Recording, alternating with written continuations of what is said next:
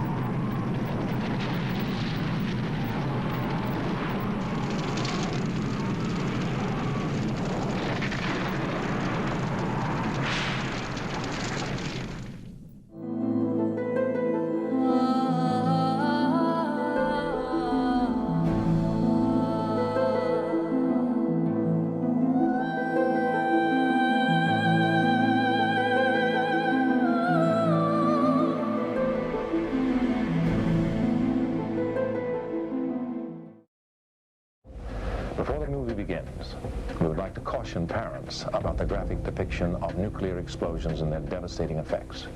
The emotional impact of these scenes may be unusually disturbing. It was a movie like no other movie, and it had a profound impact. What we have seen, the missiles launched, the nuclear explosions, the devastating results, was all fiction. But what brought us to that point is fact. It's something we've been living with for years. It's the arms race, with both sides able to wipe out each other many times over. The gut-wrenching scenes even impacted President Reagan and reversed his stance on the nuclear arms race. In his memoirs, he stated that the film was very effective and that it changed his mind on the prevailing policy regarding use of nuclear weapons.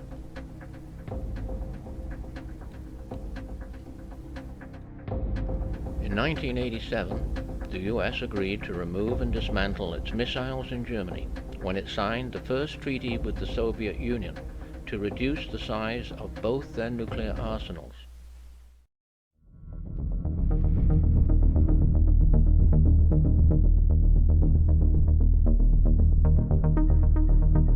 Now to a stark warning on the climate emergency.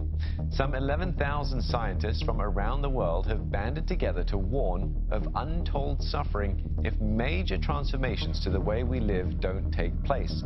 The report was not due to be released until February of 2022, but was leaked to the media. This as world leaders prepare for the COP26 climate summit later in November, described as potentially a make or break moment for the planet. Life on Earth may recover from a dramatic climate shift, but humans might not survive. That is a sobering conclusion from a UN report. Early models predicted that it was unlikely we would see the worst consequences before the year 2100. But according to the report, that could be the reality when a child born today turns 30. But even if the world sticks to the ideal 1.5-degree target, the UN climate body says that conditions will change beyond our ability to adapt. 350 million people living in urban areas will be exposed to severe drought, ravaging crops. Millions more will suffer from malnutrition.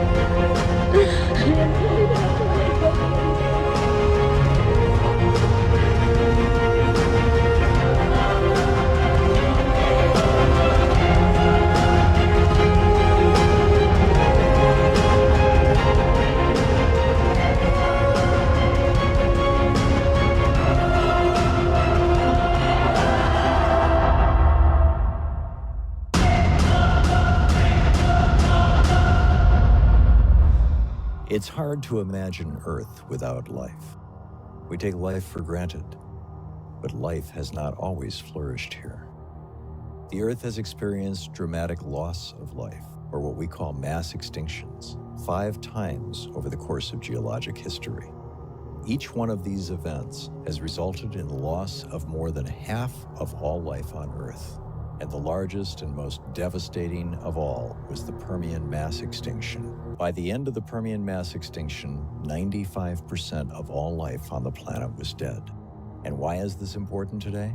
Because today, a 6th extinction is underway, one that will test the survival of not just human civilization, but possibly of the human species itself. And it bears a horrifying resemblance to several previous global warming-driven events. During the Permian mass extinction, greenhouse gases were released by volcanic eruptions in an area that is today called the Siberian Traps. These, along with the heat from the lava flow itself, warmed the atmosphere of the Earth by at least 6 degrees Celsius. That much global warming took a huge toll on land, animals, and plants. But far worse, it warmed the oceans enough that methane, frozen deep under the sea, melted and was released into the atmosphere. That enormous release of methane, a powerful greenhouse gas, pretty much doubled the level of global warming and killed off over 95% of all life, both on Earth and in the sea. And of course, looking at these ancient events shows us times of global warming. And the atmosphere doesn't care whether the carbon dioxide comes from human activity or from a volcano. It has the same end effects. Geologists and climatologists are finding that a rapid climate event is happening right before our eyes. Now consider this. Unthinkable and terrifying as it may seem, nearly all life on Earth could go extinct because of man-made climate change.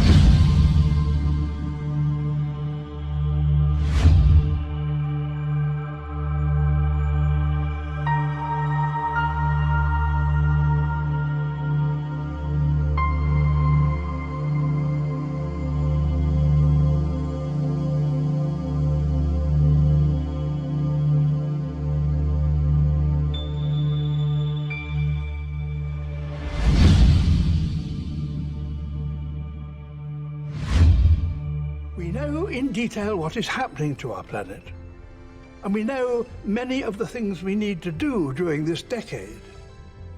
Tackling climate change is now as much a political and communications challenge as it is a scientific or technological one. We have the skills to address it in time. All we need is the global will to do so. Everywhere you go in Greenland, you can see and hear the ice sheet melting. Sometimes a drip, sometimes a roar. Its surface is etched with fast-flowing rivers that carry the meltwater deep down. Human civilization is facing a climate holocaust. The only difference from the nuclear version is that the complete devastation of life support systems on Earth does not happen in the space of one day.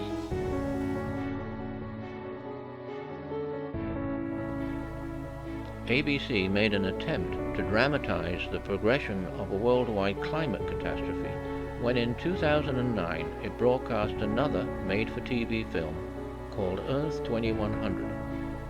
But as it relied on animation to convey the central characters, many viewers felt it lacked the more gripping and compelling power of The Day After. The climate emergency is upon us, and life support systems are already beginning to collapse as a downward spiral intensifies. Relentless hurricanes, record flooding, unprecedented wildfire, severe drought, disrupted agriculture, devastating water and food shortages, forced rationing, malnourished children, the migration of millions, and violent conflict over dwindling resources will reduce life to a brutal struggle for survival. Lake Mead, part of the Colorado River system that provides water to some 40 million people in 7 states. But this August, the federal government is expected to declare a water shortage. This is the first time that has ever happened.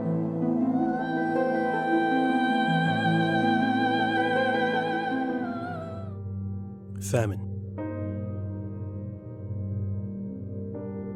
It's when a cry of an animal pierces the air, when the silence of rivers are heard, and the vibrance of life itself is extinguished.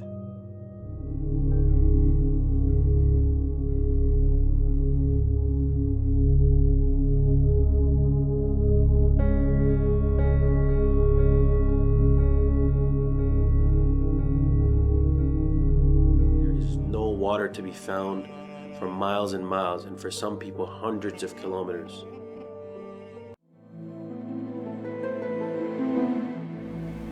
The massive suffering that will befall both humanity and non-human life forms provides abundant and strikingly compelling visual material for a film. By following the individual lives of characters from around the world, what now seems distant and abstract can be made terrifyingly real.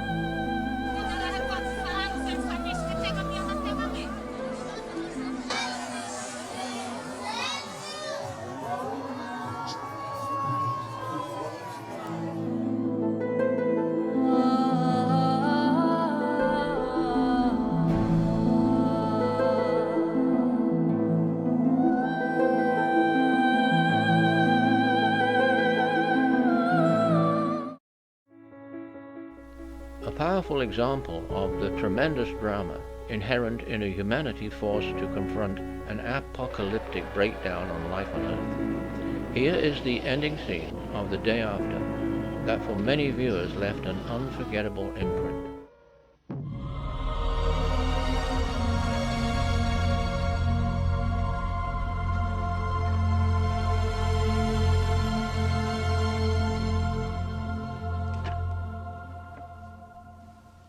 Helen?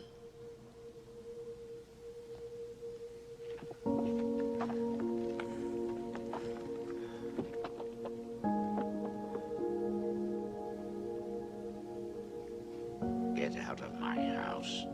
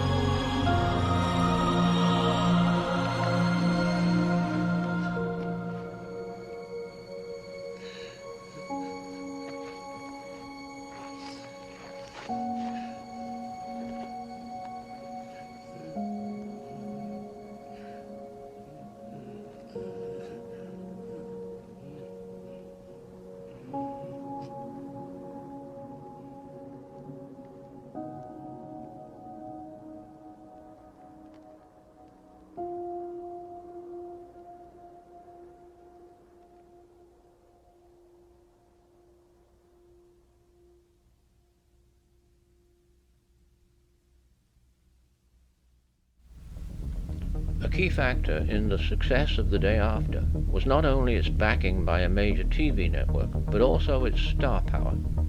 Many people with both substantial means and connections to the film industry have been directly involved in efforts to raise awareness about the climate crisis. Here are some of them. Director James Cameron, actors Leonardo DiCaprio, Jane Fonda, Robert Redford, and Mark Ruffalo. Former actor and California Governor Arnold Schwarzenegger. And financial backers of climate-related messaging like Michael Bloomberg, Tom Steyer, Richard Branson, and Bill Gates. Just as was the case with The Day After at ABC, it is possible that a major network might decide to take this on and create such a film. If so, this could open up a considerable budget and talented resource base. Other than nuclear war, there has never been such a total, all-encompassing threat to life on Earth. The makers of The Day After rose to the occasion, mustered the resources, and created a stunning film that not only made nuclear war real to the masses, but stopped a nuclear arms race heading toward catastrophe. As we now face a similar scale Holocaust, we too must conceptualize on the necessary scale and think big. A grassroots-led effort is now being mounted to promote this concept.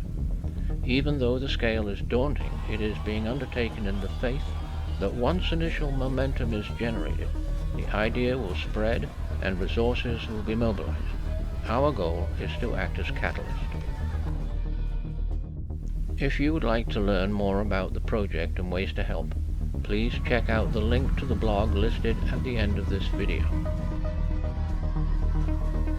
We close with actor Leonardo DiCaprio exhorting all countries assembled at the United Nations to go beyond the Paris Agreement and do what will be necessary to save life on Earth.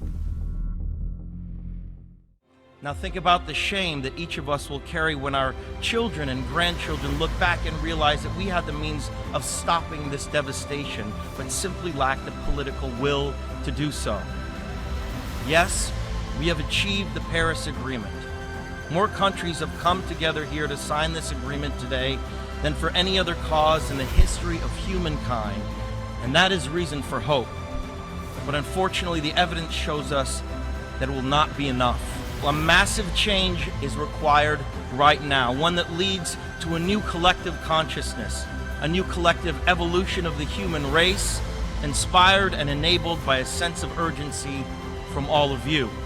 We can congratulate each other today, but it will mean absolutely nothing if you return to your countries and fail to push beyond the promises of this historic agreement. Now is the time for bold, unprecedented action. It is time to declare no more talk, no more excuses, no more 10-year studies, no more allowing the fossil fuel companies to manipulate and dictate the science and policies that affect our future. The world is now watching. You will either be lauded by future generations or vilified by them. You are the last best hope of Earth. We ask you to protect it, or we and all living things we cherish are history.